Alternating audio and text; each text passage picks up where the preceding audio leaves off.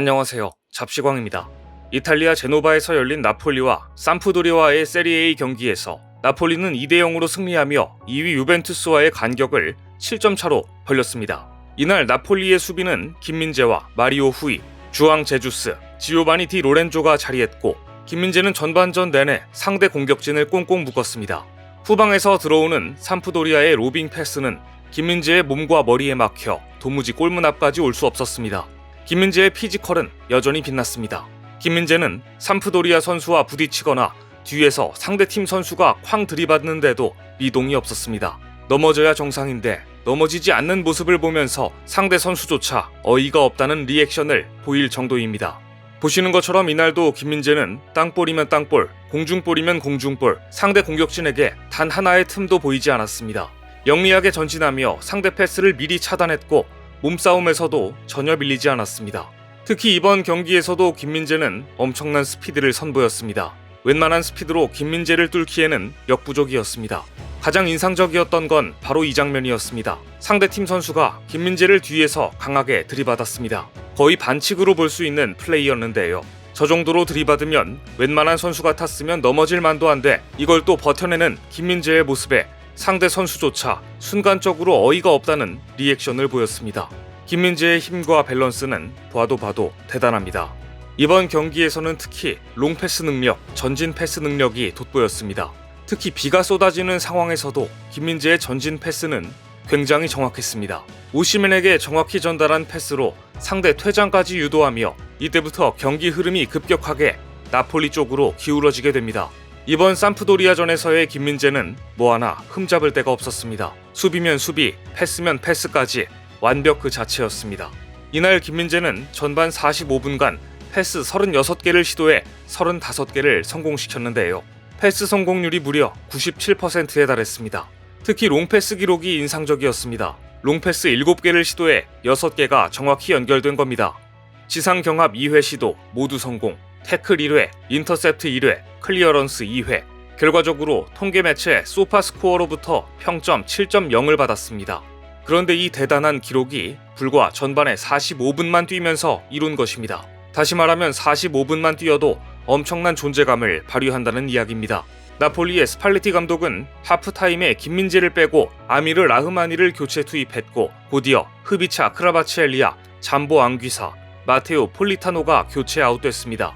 보통 공격수면 몰라도 수비수는 부상이 있지 않는 한 교체하지 않는 편입니다. 그런데 이날 스팔레티 감독이 김민재를 후반전부터 벤치에 있게 하자 현지 매체 나폴리 스타 등은 김민재가 중간에 교체된 이유를 캐기 시작했습니다.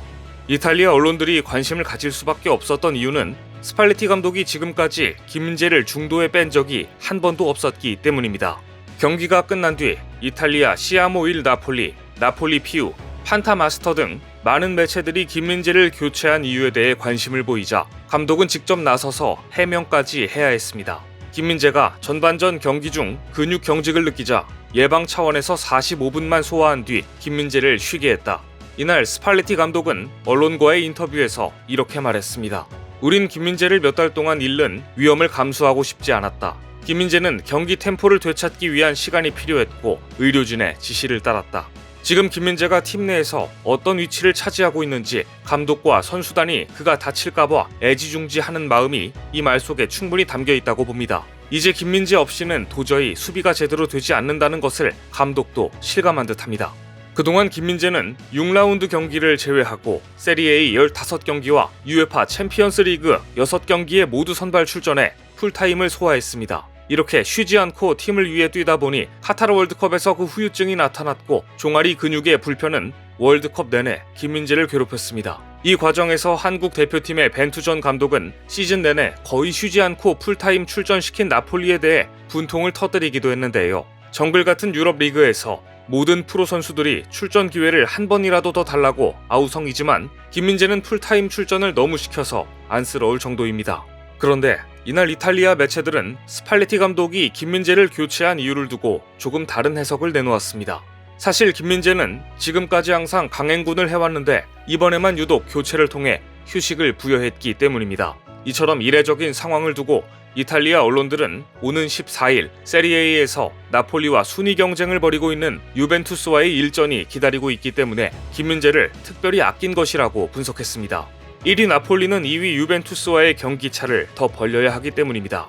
실제로 이날 일부 이탈리아 언론들의 우려와 달리 김민재는 교체되었지만 화난 표정으로 벤치에 앉아 동료인 앙귀사와 이야기를 나누는 장면이 포착되기도 했습니다. 몸에 큰 부상은 없다는 이야기인 것이죠. 결국 나폴리의 스팔레티 감독은 유벤투스전 필승 전략으로 김민재의 휴식을 선택한 것입니다. 그러면 한 경기 전체를 쉬게 해줄 법도 한데 딱 반 경기만 쉬게 해주는 모습을 보면 김민재가 경기장에 없을 때 감독이 얼마나 불안해하는지 알 수 있는 대목입니다. 김민재에 대한 관심은 이탈리아뿐만 아니라 영국에서도 이어지고 있습니다.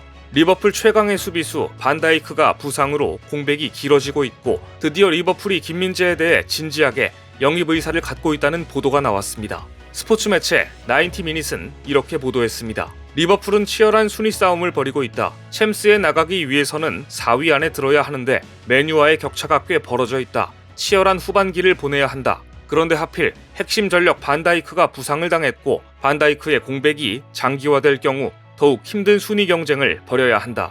마팁, 고메즈, 이브라임 코나테가 있지만 그들로는 충분하지 않다. 따라서 김민재 등 야심찬 이름들로 공백을 메워야 한다.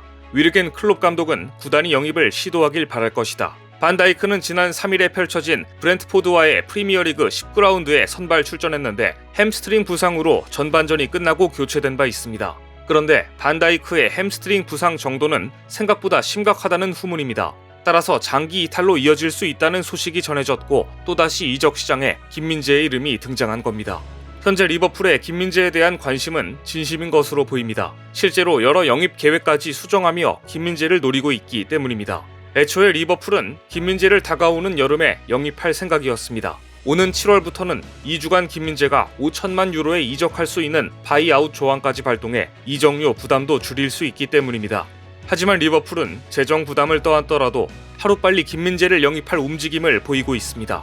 데일리 익스프레스에 따르면 리버풀의 보강 1순위는 미드필더였습니다. 리버풀의 미드필더 라인의 잦은 부상에 선수들의 나이까지 많아 반드시 보강해야 하는 포지션으로 꼽혀왔습니다. 하지만 반다이크의 부상으로 영입 계획을 바꿨습니다.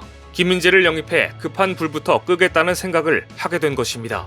만일 김민재가 잉글랜드 프리미어리그 리버풀로 이적하게 된다면 유럽 이적 시장의 빅뉴스가 될 것 같은데요. 김민재를 두고 맨유, 리버풀, 나폴리의 경쟁이 점점 더 치열해지고 있습니다. 오늘 준비한 소식은 여기까지입니다. 댓글을 통한 여러분들의 많은 의견 기다리겠습니다. 시청해주셔서 감사합니다.